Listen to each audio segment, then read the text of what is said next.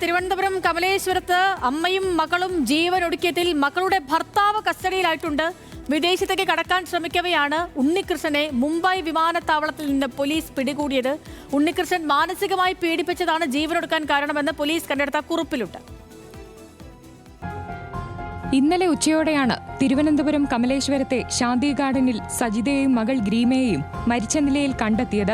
മകളുടെ ഭർത്താവ് ഉണ്ണികൃഷ്ണനെതിരെ ഗുരുതര ആരോപണങ്ങളാണ് ഇരുവരും അവസാനമായി എഴുതിയ കുറിപ്പിലുള്ളത്. 6 വർഷത്തെ ദാമ്പത്യത്തിൽ മകളെ ഭർത്താവ് മാനസികമായി ഉപദ്രവിച്ചു. 25 ദിവസം ഉപയോഗിച്ച ഉടുപ്പുപോലെ മകളെ ഉപേക്ഷിച്ചു. നിസാര കാരണങ്ങൾ പറഞ്ഞ് ബന്ധം വേർപ്പെടുത്തി. അപമാനഭാരം ഇനിയും സഹിക്കാൻ വയ്യ. സ്വത്തുക്കൾ ഉണ്ണിയും സഹോദരന്മാരും അനുഭവിക്കാൻ ഇടവരരുതെന്നും സൈനൈഡ് കഴിച്ച് ജീവനൊടുക്കുകയാണെന്നും കുറിപ്പിലുണ്ട്. മരിക്കുന്നതിന് മുൻപ് കുടുംബ വാട്സപ്പ് ഗ്രൂപ്പിൽ ഈ സന്ദേശം പങ്കുവച്ചിരുന്നു. കത്ത് പുറത്തു വന്നതിന് പിന്നാലെ ഉണ്ണികൃഷ്ണനെ മുംബൈ എയർപോർട്ടിൽ നിന്ന് പോലീസ് കസ്റ്റഡിയിലെടുത്തു. നാട്ടിലെത്തിച്ച് ചോദ്യം ചെയ്തതിനു ശേഷം ഇയാൾക്കെതിരെ കേസ് രജിസ്റ്റർ ചെയ്യും. ഗാർഹിക പീഡനം, ആത്മഹത്യാ പ്രേരണാക്കുറ്റം അടക്കമുള്ള വകുപ്പുകൾ ചുമത്താനാണ് തീരുമാനം. ന്യൂസ് മലയാളം, തിരുവനന്തപുരം.